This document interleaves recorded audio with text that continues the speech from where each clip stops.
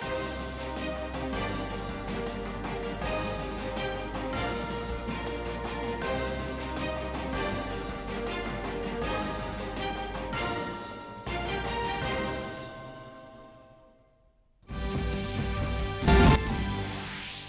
ਅਤੇ ਆਸਟ੍ਰੇਲੀਆ ਦਰਮਿਆਨ ਦੂਜੀ 2+2 ਮੰਤਰੀ ਪੱਧਰ ਦੀ ਗੱਲਬਾਤ ਦੌਰਾਨ ਵੱਖ-ਵੱਖ ਖੇਤਰਾਂ 'ਚ ਦੋਹਾਂ ਦੇਸ਼ਾਂ ਵਿਚਾਲੇ ਸਬੰਧਾਂ ਨੂੰ ਮਜ਼ਬੂਤ ਕਰਨ ਤੇ ਹੋਈ ਚਰਚਾ। PM ਸਵੈਨਿਧੀ ਯੋਜਨਾ ਤਹਿਤ 50 ਲੱਖ ਤੋਂ ਜ਼ਿਆਦਾ ਰੇਹੜੀ ਫੜੀ ਲਗਾਉਣ ਵਾਲਿਆਂ ਨੂੰ 95,000 ਕਰੋੜ ਰੁਪਏ ਤੋਂ ਵੱਧ ਦਾ ਕੀਤਾ ਗਿਆ ਭੁਗਤਾਨ। ਕੇਂਦਰੀ ਸੂਚਨਾ ਤੇ ਪ੍ਰਸਾਰਣ ਮੰਤਰੀ ਨੇ ਇਸ ਨੂੰ ਦੱਸਿਆ ਇੱਕ ਚੰਗਾ ਕਦਮ।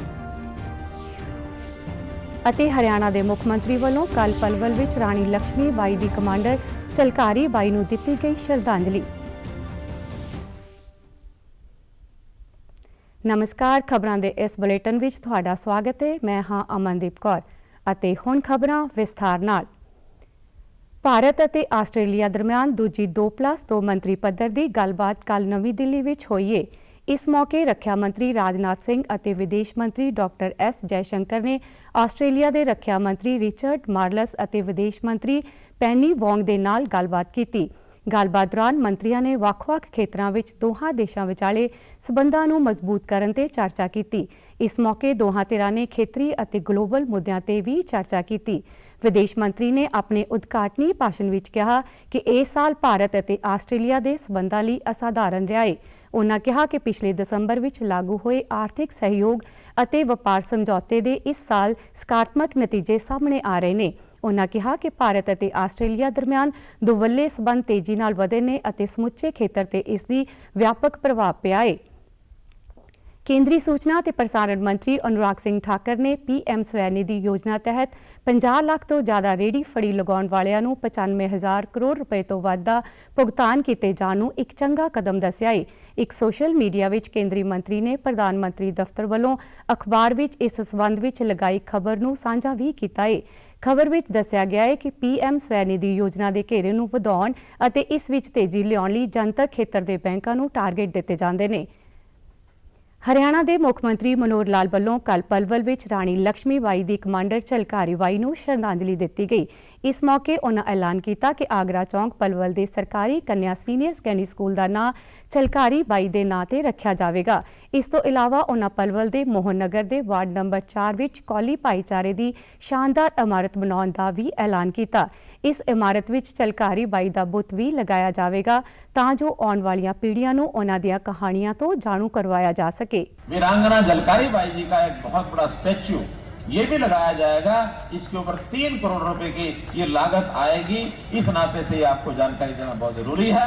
मैं चाहता हूं कि झलकारी बाई जी का चित्र घर घर पहुंचे और उनकी इस प्रतिमा के सामने साल में कम से कम एक बार जब उनकी जयंती आती है उस समय हम कार्यक्रम भी करें, समारोह भी करें और ऐसी वीरांगनाओं को याद करते हुए नई पीढ़ी को हम प्रेरणा दें। इस प्रेरणा से अपने समाज को, अपने देश को, अपने प्रदेश को सबको लाभ होने वाला है।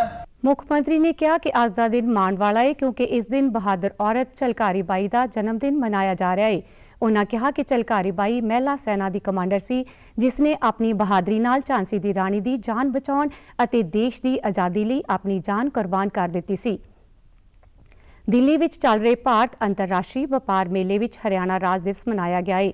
ਇਸ ਮੌਕੇ ਹਰਿਆਣਾ ਦੇ ਊਰਜਾ ਮੰਤਰੀ ਰਣਜੀਤ ਸਿੰਘ ਨੇ ਮੁੱਖ ਮਹਿਮਾਨ ਵਜੋਂ ਸ਼ਿਰਕਤ ਕੀਤੀ ਅਤੇ ਉਨ੍ਹਾਂ ਦਾ ਪੂਰਾ ਪਰਿਵਾਰ ਵੀ ਉਨ੍ਹਾਂ ਦੇ ਨਾਲ ਇਸ ਮੌਕੇ ਹਾਜ਼ਰ ਰਿਹਾ।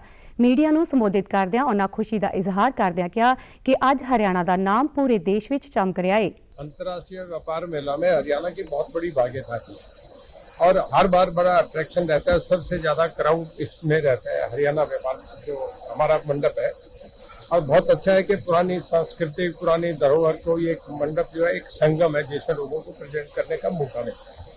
हर आदमी ने वो दुनिया नहीं देखी जब इसमें आके देखते हैं कि पुराना कैसा था, गाँव में लोग कैसे रहते थे। ਇਸ ਮੌਕੇ ਉਨ੍ਹਾਂ ਕਿਹਾ ਕਿ ਮੁੱਖ ਮੰਤਰੀ ਮਨੋਹਰ ਲਾਲ ਦੀ ਅਗਵਾਈ ਵਿੱਚ ਹਰਿਆਣਾ ਬਹੁਤ ਅੱਗੇ ਵਧ ਰਿਹਾ ਹੈ। ਉਨ੍ਹਾਂ ਨੀਤੀ ਆਯੋਗ ਦੇ ਹਵਾਲੇ ਨਾਲ ਕਿਹਾ ਕਿ ਵੱਡੇ ਰਾਜਾਂ ਵਿੱਚ ਸਭ ਤੋਂ ਤੇਜ਼ੀ ਨਾਲ ਵਿਕਸਿਤ ਹੋ ਰਿਹਾ ਰਾਜ ਹੈ। ये सारी चीज़ों की जानकारी सब एक गाइड है जिसमें सब बातें उनको मिलती है। बड़ा अच्छा लगा हमारे मुख्यमंत्री जी के लीडरशिप में हरियाणा बहुत आगे बढ़ रहा है। अब आप देखिए जितनी बड़ी स्टेट्स हैं, मैं नहीं कह रहा, नीति आयोग ने ये कहा है कि उनमें हरियाणा जो है सेकंड फास्ट ग्रोइंग स्टेट है। तो हमें अच्छा लगता है कि हरियाणा का नाम आज पूरे देश में साबित है। कितने इसमें अंतर्राष्ट्रीय कितने कंट्रीज बाहर के आ रहे हैं। ਊਰਜਾ ਮੰਤਰੀ ਨੇ ਇਸ ਦੇ ਨਾਲ ਹੀ ਹਰਿਆਣਾ ਪਵੇਲੀਅਨ ਦਾ ਦੌਰਾ ਕੀਤਾ ਅਤੇ ਐਫੀ ਥੀਏਟਰ ਵਿੱਚ ਹਰਿਆਣਵੀ ਸੱਭਿਆਚਾਰਕ ਪ੍ਰੋਗਰਾਮਾਂ ਦੀ ਪੇਸ਼ਕਾਰੀ ਵੀ ਦੇਖੀ। ਹਰਿਆਣਾ ਦੇ ਮੁੱਖ ਮੰਤਰੀ ਮਨੋਹਰ ਲਾਲ ਨੇ ਕੱਲ ਹੋਡਲ ਦੇ ਗਊ ਸੇਵਾ ਧਾਮ ਪਹੁੰਚ ਕੇ ਧਾਮ ਵੱਲੋਂ ਚਲਾਏ ਜਾ ਰਹੇ ਬਹੁ ਮੰਜ਼ਲਾ ਗਊ ਹਸਪਤਾਲ ਦਾ ਨੀਂਹ ਪੱਥਰ ਰੱਖਿਆ ਤੇ ਭੂਮੀ ਪੂਜਨ ਕੀਤਾ। ਇਸ ਮੌਕੇ ਉਨ੍ਹਾਂ ਗਊ ਸੇਵਾ ਧਾਮ ਦੇ ਸੰਚਾਲਨ ਲਈ 21 ਲੱਖ ਰੁਪਏ ਦੇਣ ਦਾ ਐਲਾਨ ਕੀਤਾ। ਉਨ੍ਹਾਂ ਜਾਣਕਾਰੀ ਦਿੱਤੀ ਕਿ ਸਾਡੀ ਸਨਾਤਨ ਸੰਸਕ੍ਰਿਤੀ ਵਿੱਚ ਆਤਮਾ ਨੂੰ ਜੀਵ ਵਿੱਚ ਨਿਵਾਸ ਮੰਨਿਆ ਗਿਆ ਹੈ ਅਤੇ ਗਊ ਸੇਵਾ ਧਾਮ ਕਈ ਸਾਲਾਂ ਤੋਂ ਬਿਮਾਰ ਗਾਵਾਂ ਅਤੇ ਹੋਰ ਪਸ਼ੂਆਂ ਦੀ ਦੇਖਭਾਲ ਕਰ ਰਿਹਾ ਹੈ। ਉਨ੍ਹਾਂ ਦੱਸਿਆ ਕਿ ਹਰਿਆਣਾ ਸਰਕਾਰ ਨੇ ਗਊ ਹੱਤਿਆ ਰੋਕਣ ਲਈ ਸਖਤ ਕਾਨੂੰਨ ਬਣਾਇਆ ਹੈ ਤੇ ਇਸ ਤੋਂ ਇਲਾਵਾ ਹਰਿਆਣਾ ਸਰਕਾਰ ਨੇ ਗਊ ਆਯੋਗ ਅਤੇ ਗਊ ਮਾਤਾ ਲਈ ਬਜਟ ਬਤਾ ਕੇ 400 ਕਰੋੜ ਰੁਪਏ ਕਰ ਦਿੱਤਾ ਹੈ। ਕੇਂਦਰ ਸਰਕਾਰ ਵੱਲੋਂ ਲਾਭਪਾਤਰੀਆਂ ਨੂੰ ਭਲਾਈ ਸਕੀਮਾਂ ਦੇ ਲਾਭ ਪ੍ਰਤੀ ਵੱਧ ਤੋਂ ਵੱਧ ਜਾਗਰੂਕ ਕਰਨ ਦੇ ਮੰਤਵ ਨਾਲ ਸ਼ੁਰੂ ਕੀਤੀ ਗਈ ਵਿਕਸਿਤ ਭਾਰਤ ਸੰਕਲਪ ਯਾਤਰਾ ਤਹਿਤ ਲੁਧਿਆਣਾ ਵਿੱਚ 23 ਨਵੰਬਰ ਤੋਂ 8 ਜਾਗਰੂਕ ਵੈਨਾਂ ਚਲਾਈਆਂ ਜਾਣਗੀਆਂ। ਲੁਧਿਆਣਾ ਵਿੱਚ ਕੇਂਦਰ ਅਤੇ ਜ਼ਿਲ੍ਹਾ ਪ੍ਰਸ਼ਾਸਨ ਦੇ ਅਧਿਕਾਰੀਆਂ ਵੱਲੋਂ ਇਸ ਵਿਕਸਿਤ ਭਾਰਤ ਸੰਕਲਪ ਯਾਤਰਾ ਦੀ ਸਮੀਖਿਆ ਨੂੰ ਲੈ ਕੇ ਇੱਕ ਬੈਠਕ ਕੀਤੀ ਗਈ ਹੈ। ਭਾਰਤ ਸਰਕਾਰ ਦੇ ਸਹਿਯੋਗ ਮੰਤਰਾਲਾ ਦੇ ਡਿਪਟੀ ਸਕੱਤਰ ਵੱਲੋਂ ਵੱਖ-ਵੱਖ ਵਿਭਾਗਾਂ ਦੇ ਅਧਿਕਾਰੀਆਂ ਤੇ ਨੋਡਲ ਅਫਸਰਾਂ ਤੋਂ ਇਸ ਯਾਤਰਾ ਦੀਆਂ ਤਿਆਰੀਆਂ ਬਾਰੇ ਜਾਣਕਾਰੀ ਹਾਸਲ ਕੀਤੀ ਅਤੇ ਦਿਸ਼ਾ ਨਿਰਦੇਸ਼ ਵੀ ਜਾਰੀ ਕੀਤੇ। ਉਨ੍ਹਾਂ ਕਿਹਾ ਕਿ ਕੇਂਦਰ ਸਰਕਾਰ ਦਾ ਟੀਚਾ ਹੈ ਕਿ ਰਾਜਾਂ ਅਤੇ ਕੇਂਦਰ ਸ਼ਾਸਿਤ ਪ੍ਰਦੇਸ਼ਾਂ ਦੀ ਹਿੱਸੇਦਾਰੀ ਨਾਲ ਸਾਰੇ ਲਾਭਪਾਤਰੀਆਂ ਤੱਕ ਪਹੁੰਚਯੋਗ ਬਣਾਈਆਂ ਜਾਣ। ਇਨ੍ਹਾਂ ਸਹੂਲਤਾਂ ਵਿੱਚ ਸਵੱਛਤਾ ਸਹੂਲਤਾਂ, ਜ਼ਰੂਰੀ ਵਿੱਤੀ ਸੇਵਾਵਾਂ, LPG ਕੁਨੈਕਸ਼ਨਾਂ ਤੱਕ ਪਹੁੰਚ, ਮਕਾਨ ਉਸਾਰੀ, ਗਰੀਬਾਂ ਲਈ ਪੋਸ਼ਣ, ਭਰੋਸੇਮੰਦ ਸਿਹਤ ਸੰਭਾਲ, ਸਾਫ਼ ਪੀਣ ਵਾਲਾ ਪਾਣੀ ਅਤੇ ਮਿਆਰੀ ਸਿੱਖਿਆ ਸਮੇਤ ਸਾਰੀਆਂ ਲੋੜੀਂਦੀਆਂ ਸਹੂਲਤਾਂ ਸ਼ਾਮਲ ਨੇ। ਜ਼ਿਲ੍ਹੇ ਦੇ ਡਿਪਟੀ ਕਮਿਸ਼ਨਰ ਸੁਖਬੀਰ ਮਲਿਕ ਨੇ ਦੱਸਿਆ ਕਿ ਸਿੱਖਿਆ ਸੂਚਨਾ ਅਤੇ ਸੰਚਾਰ ਵੈਨਾਂ ਸ਼ੁਰੂਆਤ ਵਿੱਚ ਰੋਜ਼ਾਨਾ 2 ਪਿੰਡਾਂ ਨੂੰ ਕਵਰ ਕਰਨਗੀਆਂ ਤੇ ਨਿਰਧਾਰਤ ਵੇਰਵਿਆਂ ਰਾਹੀਂ ਸੰਭਾਵਿਤ ਲਾਭਪਾਤਰੀਆਂ ਦੀ ਰਜਿਸਟ੍ਰੇਸ਼ਨ ਕੀਤੀ ਜਾਵੇਗੀ। ਪੰਜਾਬ ਸਰਕਾਰ ਵੱਲੋਂ ਰਾਜ ਵਿੱਚ ਮੁੱਢਲੀਆਂ ਸਿਹਤ ਸਹੂਲਤਾਂ ਦੇਣ ਦੇ ਮਕਸਦ ਨਾਲ ਬਣਾਏ ਗਏ ਮੁਹੱਲਾ ਕਲੀਨਿਕਾਂ ਨੂੰ ਕੀਨੀਆ ਦੀ ਰਾਜਧਾਨੀ ਨੈਰੋਬੀ ਵਿੱਚ ਕਰਵਾਏ ਗਏ ਗਲੋਬਲ ਹੈਲਥ ਸਪਲਾਈ ਚੇਨ ਸੰਮੇਲਨ ਵਿੱਚ ਪਹਿਲੀ ਥਾਂ ਮਿਲੀ ਹੈ। ਇਸ ਦੀ ਜਾਣਕਾਰੀ ਦਿੰਦਿਆਂ ਮੁੱਖ ਮੰਤਰੀ ਭਗਵੰਤ ਸਿੰਘ ਮਾਨ ਨੇ ਦੱਸਿਆ ਕਿ ਪੰਜਾਬ ਦੇ ਸਿਹਤ ਤੇ ਪਰਿਵਾਰ ਭਲਾਈ ਵਿਭਾਗ ਨੂੰ ਦਵਾਈਆਂ ਦੀ ਹਰੇਕ ਵਿਅਕਤੀ ਤੱਕ ਪਹੁੰਚ ਪੰਜਾਬ ਤੋਂ ਇੱਕ ਅਧਿਐਨ ਵਿਸ਼ੇ ਹੇਠਲੇ ਦਸਤਾਵੇਜ਼ ਲਈ ਪਹਿਲਾ ਇਨਾਮ ਮਿਲਿਆ ਹੈ।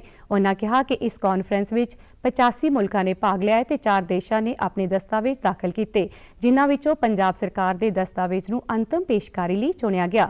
ਮੁੱਖ ਮੰਤਰੀ ਨੇ ਕਿਹਾ ਕਿ ਇਸ ਸੰਮੇਲਨ ਦੇ ਭਾਈਵਾਲ ਮੁਲਕਾਂ ਨੇ ਇੱਛਾ ਜਤਾਈ ਹੈ ਕਿ ਉਹ ਪੰਜਾਬ ਆ ਕੇ ਆਮ ਆਦਮੀ ਕਲੀਨਿਕ ਦੇਖਣ ਦੇ ਇੱਛੁਕ ਨੇ। ਉਨ੍ਹਾਂ ਇਹ ਵੀ ਕਿਹਾ ਕਿ ਭਾਈਵਾਲ ਮੁਲਕ ਇਸ ਗੱਲੋਂ ਵੀ ਹੈਰਾਨ ਸੀ ਕਿ ਸਾਰੇ ਕਲੀਨਿਕ IT ਨਾਲ ਲੈਸ ਨੇ ਅਤੇ ਪੂਰੀ ਤਰ੍ਹਾਂ ਡਿਜੀਟਾਈਜ਼ਡ ਨੇ। ਪੰਜਾਬ ਦੇ ਮੁੱਖ ਮੰਤਰੀ ਭਗਵੰਤ ਮਾਨ ਦੀ ਅਗਵਾਈ ਹੇਠ ਕੱਲ੍ਹ ਪੰਜਾਬ ਕੈਬਨਿਟ ਦੀ ਇੱਕ ਬੈਠਕ ਹੋਈ ਹੈ। ਇਸ ਬੈਠਕ ਵਿੱਚ 16ਵੀਂ ਪੰਜਾਬ ਵਿਧਾਨ ਸਭਾ ਦਾ 5ਵਾਂ ਸੈਸ਼ਨ 28 ਤੋਂ 29 ਨਵੰਬਰ ਨੂੰ ਸੱਦਣ ਦੀ ਪ੍ਰਵਾਨਗੀ ਦੇ ਦਿੱਤੀ ਗਈ ਹੈ। ਇਸ ਦੇ ਨਾਲ ਹੀ ਬੈਠਕ ਵਿੱਚ ਕਈ ਹੋਰ ਅਹਿਮ ਫੈਸਲੇ ਕੀਤੇ ਗਏ, ਜਿਸ ਵਿੱਚ ਮਹਾਰਾਣਾ ਭੁਪਿੰਦਰ ਸਿੰਘ ਪੰਜਾਬ ਸਪੋਰਟਸ ਯੂਨੀਵਰਸਿਟੀ ਪਟਿਆਲਾ ਵਿੱਚ 9 ਅਸਾਮੀਆਂ ਕ੍ਰੀਏਟ ਕਰਨ ਅਤੇ ਭਰਨ ਦੀ ਪ੍ਰਵਾਨਗੀ ਦਿੱਤੀ ਗਈ ਹੈ। ਇਨ੍ਹਾਂ ਅਸਾਮੀਆਂ ਨਾਲ ਯੂਨੀਵਰਸਿਟੀ ਦਾ ਕੰਮਕਾਜ ਸੁਚਾਰੂ ਤਰੀਕੇ ਨਾਲ ਚਲਾਉਣ ਤੇ ਵਿਦਿਆਰਥੀਆਂ ਨੂੰ ਰੋਜ਼ਾਨਾ ਦੇ ਕੰਮਕਾਜ ਵਿੱਚ ਸਹੂਲਤ ਹੋਵੇਗੀ। ਇਸ ਦੇ ਨਾਲ ਹੀ ਨਹਿਰਾਂ ਤੋਂ ਡਰੇਨੇਜ ਦੇ ਕੰਟਰੋਲ ਤੇ ਪ੍ਰਬੰਧਨ ਲਈ ਪੰਜਾਬ ਕੈਨਾਲ ਤੇ ਡਰੇਨੇਜ ਬਿੱਲ 2023 ਉੱਤੇ ਵੀ ਮੋਹਰ ਲਗਾਈਏ। ਇਸ ਦਾ ਮੁੱਖ ਮੰਤਵ ਕਿਸਾਨਾਂ ਤੇ ਜ਼ਮੀਨ ਮਾਲਕਾਂ ਨੂੰ ਬਿਨਾਂ ਕਿਸੇ ਅੜਿੱਕੇ ਦੇ ਸਿੰਚਾਈ ਦੇ ਮੰਤਵ ਲਈ ਨਹਿਰੀ ਪਾਣੀ ਦੇਣ ਵਾਸਤੇ ਨਹਿਰਾਂ, ਡਰੇਨਾਂ ਤੇ ਕੁਦਰਤੀ ਜਲ ਸਰੋਤਾਂ ਦੀ ਸਾਂਭ ਸੰਭਾਲ, ਮੁਰੰਮਤ ਅਤੇ ਸਮੇਂ ਸਿਰ ਸਫਾਈ ਯਕੀਨੀ ਬਣਾਉਣਾ ਹੈ। ਬੈਠਕ ਵਿੱਚ PSSWB ਨੂੰ ਬੰਦ ਕਰਨ ਅਤੇ ਇਸ ਦੇ ਮੁਲਾਜ਼ਮਾਂ ਦੇ ਰੇਲਵੇ ਨੂੰ ਹਰੀ ਝੰਡੀ ਦੇਣ ਅਤੇ ਕੈਦੀਆਂ ਦੀ ਅਗਾਊਂ ਰਿਹਾਈ ਦੇ ਕੇਸ ਭੇਜਣ ਤੇ ਰੱਦ ਕਰਨ ਦੀ ਪ੍ਰਵਾਨਗੀ ਦੇਣ ਤੋਂ ਬਿਨਾਂ ਸੈਰ ਸਪਾਟਾ, ਸੱਭਿਆਚਾਰਕ ਮਾਮਲੇ, ਪੁਰਾਤੱਤਵ ਤੇ ਅਜਾਇਬ ਘਰ ਵਿਭਾਗ ਦੀ ਪ੍ਰਬੰਧਕੀ ਰਿਪੋਰਟ ਨੂੰ ਵੀ ਮਨਜ਼ੂਰੀ ਦਿੱਤੀ ਗਈ ਹੈ। ਅੱਜ ਚੰਡੀਗੜ੍ਹ ਦੇ ਸੈਕਟਰ 18 ਵਿੱਚ government girls model senior secondary school ਵਿੱਚ ਸਟੇਟ ਲੈਵਲ ਕਲਾ ਉਤਸਵ ਆਯੋਜਿਤ ਕੀਤਾ ਗਿਆ। ਇਸ ਕਲਾ ਉਤਸਵ ਵਿੱਚ ਸਰਕਾਰੀ ਅਤੇ ਸਹਾਇਤਾ ਪ੍ਰਾਪਤ ਸਕੂਲਾਂ ਦੇ 395 ਵਿਦਿਆਰਥੀਆਂ ਨੇ ਹਿੱਸਾ ਲਿਆ। ਇਸ ਵਿੱਚ director school education cum state project Chandigarh education department ਵੱਲੋਂ ਖਾਸ ਤੌਰ ਤੇ ਸ਼ਿਰਕਤ ਕੀਤੀ ਗਈ। ਇਸ ਮੌਕੇ ਉਨ੍ਹਾਂ ਮੀਡੀਆ ਨਾਲ ਗੱਲਬਾਤ ਕਰਦਿਆਂ ਇਸ ਕਲਾ ਉਤਸਵ ਦੀ ਸ਼ਲਾਘਾ ਵੀ ਕੀਤੀ। गवर्नमेंट और एडेड स्कूल के बच्चे पार्टिसिपेट करते हैं। ये 10 आर्ट फॉर्म्स होती हैं, इसमें 10 बच्चों के लिए, लड़कियों के लिए, 10 लड़कों के लिए। ये प्रतियोगिता 5 दिसंबर तक चलेगी। जो बच्चे इसमें जीतेंगे, फर्स्ट पोजीशन पे आएंगे, वो नेशनल कंपटीशन में पार्टिसिपेट करने के लिए वो सिलेक्ट होते हैं। इंडिपेंडेंट ज्यूरी है जो इनको सिलेक्ट करती है, इनको असेस करती है और सिलेक्ट करती है। और नेशनल्स दिल्ली में इस साल Good luck to the students, good luck to their teachers who have prepared them for so long, and may the best ones win. ਇਸ ਕਲਾ ਉਤਸਵ ਵਿੱਚ ਅੱਜ ਵਿਜ਼ੂਅਲ ਆਰਟ 2D ਮੁਕਾਬਲੇ ਵਿੱਚ 57 ਵਿਦਿਆਰਥੀਆਂ ਨੇ ਹਿੱਸਾ ਲਿਆ। ਇਸ ਮੁਕਾਬਲੇ ਵਿੱਚ ਪਹਿਲਾ ਸਥਾਨ ਹਾਸਿਲ ਕਰਨ ਵਾਲੇ ਵਿਦਿਆਰਥੀ ਜਨਵਰੀ 2024 ਵਿੱਚ ਹੋਣ ਵਾਲੇ ਰਾਸ਼ਟਰੀ ਪੱਧਰ ਦੇ ਮੁਕਾਬਲੇ ਵਿੱਚ ਹਿੱਸਾ ਲੈਣਗੇ। ਪੰਜਾਬ ਯੂਨੀਵਰਸਿਟੀ ਚੰਡੀਗੜ੍ਹ ਵਿੱਚ 22 ਅਤੇ 23 ਨਵੰਬਰ ਨੂੰ ਨਾਰਥ ਜ਼ੋਨ ਵਾਈਸ ਚਾਂਸਲਰਸ ਕਾਨਫਰੰਸ ਹੋਣ ਜਾ ਰਹੀ ਹੈ। ਇਸ ਬਾਰੇ ਯੂਨੀਵਰਸਿਟੀ ਦੀ vice chancellor professor Renu Vig ਵੱਲੋਂ ਕੱਲ੍ਹ ਇੱਕ ਪ੍ਰੈਸ ਕਾਨਫਰੰਸ ਕੀਤੀ ਗਈ ਹੈ। ਉਨ੍ਹਾਂ ਜਾਣਕਾਰੀ ਦਿੱਤੀ ਕਿ ਇਹ ਕਾਨਫਰੰਸ ਯੂਨੀਵਰਸਿਟੀ ਦੇ ਲਾਅ ਆਡੀਟੋਰੀਅਮ ਵਿੱਚ ਹੋਵੇਗੀ ਅਤੇ ਇਸ ਵਿੱਚ ਨੈਸ਼ਨਲ ਐਜੂਕੇਸ਼ਨ ਪਾਲਿਸੀ ਨੂੰ ਲੈ ਕੇ ਚਰਚਾ ਕੀਤੀ ਜਾਵੇਗੀ।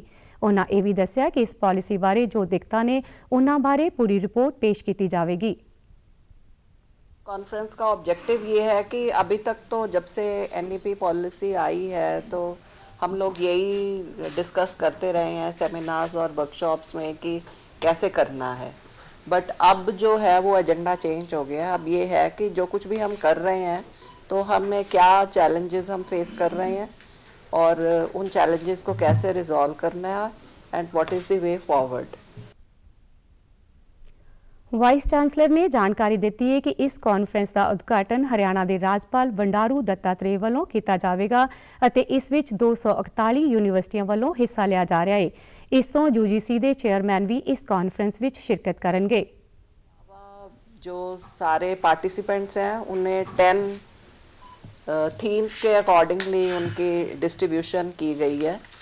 तो पार्टिसिपेंट से ही पूछा गया है कि वो किस थीम को ज्वाइन करना चाहेंगे। 22 को इनॉग्रल सेशन है from 4 to 6 PM and UGC chairman will also be there and हाँ honourable governor of Haryana will also be there.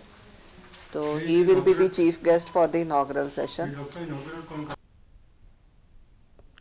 ਦੱਸ ਦਈਏ ਕਿ ਇਸ ਤੋਂ ਪਹਿਲਾਂ ਬੜੌਦਾ ਵਿੱਚ ਇਹ ਕਾਨਫਰੰਸ ਕੀਤੀ ਗਈ ਸੀ ਤੇ ਉਸ ਤੋਂ ਬਾਅਦ ਹੁਣ ਪੰਜਾਬ ਯੂਨੀਵਰਸਿਟੀ ਚੰਡੀਗੜ੍ਹ ਵਿੱਚ ਵੀ ਵੱਡੀ ਕਾਨਫਰੰਸ ਕੀਤੀ ਜਾ ਰਹੀ ਹੈ। ਪੰਜਾਬ ਦੇ ਸਿਹਤ ਵਿਭਾਗ ਵੱਲੋਂ 0 ਤੋਂ 5 ਸਾਲ ਤੱਕ ਬੱਚਿਆਂ ਤੇ ਗਰਭਵਤੀ ਔਰਤਾਂ ਲਈ ਟੀਕਾਕਰਨ ਨੂੰ ਮੁਕੰਮਲ ਕਰਨ ਲਈ 20 ਤੋਂ 25 ਨਵੰਬਰ ਲਈ ਵਿਸ਼ੇਸ਼ ਟੀਕਾਕਰਨ ਮੁਹਿੰਮ ਸ਼ੁਰੂ ਕੀਤੀ ਗਈ ਹੈ। ਇਹ ਮੁਹਿੰਮ ਦਾ ਤੀਜਾ ਗੇੜ ਹੈ। ਫਾਜ਼ਿਲਕਾ ਦੀ ਸਿਵਲ ਸਰਜਨ ਡਾਕਟਰ ਕਵਿਤਾ ਸਿੰਘ ਨੇ ਦੱਸਿਆ ਕਿ ਮਿਸ਼ਨ ਇੰਦਰਧਨੁਸ਼ ਤਹਿਤ ਮੁਕੰਮਲ ਟੀਕਾਕਰਨ ਦਾ ਮਕਸਦ ਬੱਚਿਆਂ ਤੇ ਗਰਭਵਤੀ ਔਰਤਾਂ ਦੀ ਮੌਤ ਦਰ ਨੂੰ ਘਟਾਉਣਾ ਹੈ ਅਤੇ ਉਹਨਾਂ ਨੂੰ ਸਾਰੀਆਂ ਘਾਤਕ ਬਿਮਾਰੀਆਂ ਤੋਂ ਬਚਾਉਣਾ ਹੈ। ਉਹਨਾਂ ਦੱਸਿਆ ਕਿ ਬੱਚਿਆਂ ਨੂੰ ਹੈਪੇਟਾਈਟਿਸ, ਪੋਲੀਓ, ਤਪਦਿਕ, ਅੰਧਰਾਤਾ, ਗਲਘੋਟੂ, ਕਾਲੀ ਖਾਂਸੀ, ਟੈਟਨਸ, ਨਿਮੋਨੀਆ ਅਤੇ ਦਿਮਾਗੀ ਬੁਖਾਰੀ ਤੋਂ ਬਚਾਇਆ ਜਾ ਸਕਦਾ ਹੈ। ਹਾਲ ਹੀ ਵਿੱਚ ਫਿਲੀਪੀਨਜ਼ ਵਿੱਚ ਹੋਈਆਂ ਏਸ਼ੀਆ ਮਾਸਟਰਜ਼ ਐਥਲੈਟਿਕਸ ਚੈਂਪੀਅਨਸ਼ਿਪ ਵਿੱਚ 800 ਮੀਟਰ ਦੌੜ ਮੁਕਾਬਲੇ ਵਿੱਚ ਚੰਡੀਗੜ੍ਹ ਦੀ ਰਾਖੀ ਸ਼ਰਮਾ ਨੇ ਕਾਂਸੇ ਦਾ ਤਮਗਾ ਹਾਸਲ ਕੀਤਾ ਹੈ। ਚੰਡੀਗੜ੍ਹ ਪ੍ਰੈਸ ਕਲੱਬ ਵਿੱਚ ਆਪਦੇ ਕੋਚ ਅਰਵਿੰਦ ਕੁਮਾਰ ਦੇ ਨਾਲ ਰਾਖੀ ਸ਼ਰਮਾ ਨੇ ਆਪਣੀ ਇਸ ਉਪਲਬਧੀ ਦੀ ਖੁਸ਼ੀ ਜ਼ਾਹਰ ਕੀਤੀ ਹੈ। ਉਹਨਾਂ ਜਾਣਕਾਰੀ ਦਿੱਤੀ ਕਿ ਚੈਂਪੀਅਨਸ਼ਿਪ 8 ਤੋਂ 12 ਨਵੰਬਰ ਤੱਕ ਆਯੋਜਿਤ ਕੀਤੀ ਗਈ ਸੀ ਅਤੇ ਇਸ ਵਿੱਚ 23 ਦੇਸ਼ਾਂ ਨੇ ਹਿੱਸਾ ਲਿਆ। मैं 42+ एज कैटेगरी में गेम्स करती हूँ और मैंने मास्टर एथलेटिक 35+ एज में स्टार्ट किया और ये मेरे कोच हैं अरविंद जी। ये मेरे साथ 2016 से जुड़े हुए हैं। जितनी भी मैंने अभी गेम्स की, ओपन, इंटरनेशनल, नेशनल एंड अभी एशियन जीत के आई हूँ, सारी प्रैक्टिस मैंने इन्हीं के पास में की। ਇਸ ਮੌਕੇ ਐਥਲੀਟ ਰਾਖੀ ਸ਼ਰਮਾ ਨੇ ਇਹ ਵੀ ਦੱਸਿਆ ਕਿ ਇਸ ਚੈਂਪੀਅਨਸ਼ਿਪ ਤੋਂ ਐਨ ਪਹਿਲਾਂ ਉਸ ਨੂੰ ਸਟੇਡੀਅਮ ਵਿੱਚ ਸੱਟ ਵੀ ਲੱਗੀ ਸੀ ਅਤੇ ਤਮਗਾ ਹਾਸਲ ਕਰਨਾ ਮੁਸ਼ਕਿਲ ਲੱਗ ਰਿਹਾ ਸੀ, ਪਰੰਤੂ ਉਸਨੇ ਹੌਸਲਾ ਨਹੀਂ ਹਾਰਿਆ ਤੇ ਚੈਂਪੀਅਨਸ਼ਿਪ ਵਿੱਚ ਹਿੱਸਾ ਲੈਣ ਦਾ ਮਨ ਬਣਾਇਆ। ਦੱਸ ਦਈਏ ਕਿ ਸਾਲ 2023 ਦੇ ਸ਼ੁਰੂ ਵਿੱਚ ਰਾਖੀ ਨੇ ਮਲੇਸ਼ੀਆ ਦੇ ਕੋਚਿੰਗ ਸਾਰਾਵਾਕ ਵਿੱਚ ਓਪਨ ਇੰਟਰਨੈਸ਼ਨਲ ਚੈਂਪੀਅਨਸ਼ਿਪ ਵਿੱਚ ਵੀ 2 ਸੋਨ ਤਮਗੇ ਜਿੱਤੇ ਸੀ। ਉਹਨਾਂ ਨੇ 2023 ਵਿੱਚ ਹੀ ਚੇਨਈ ਨੈਸ਼ਨਲ ਵਿੱਚ ਚਾਂਦੀ ਦਾ ਤਮਗਾ ਵੀ ਜਿੱਤਿਆ ਹੈ। ਅਤੇ ਤੁਸੀਂ ਸਾਡੇ ਸਮਾਚਾਰ YouTube channel DD news Chandigarh, Facebook DD news Chandigarh ਅਤੇ X DD ਨਿਊਜ਼ CHD ਤੇ ਵੀ ਦੇਖ ਸਕਦੇ ਹੋ। ਇਸ ਦੇ ਨਾਲ ਹੀ ਖਬਰਾਂ ਦਾ ਬੁਲੇਟਿਨ ਖਤਮ ਹੁੰਦਾ ਹੈ। ਆਗਿਆ ਦਿਓ। ਨਮਸਕਾਰ।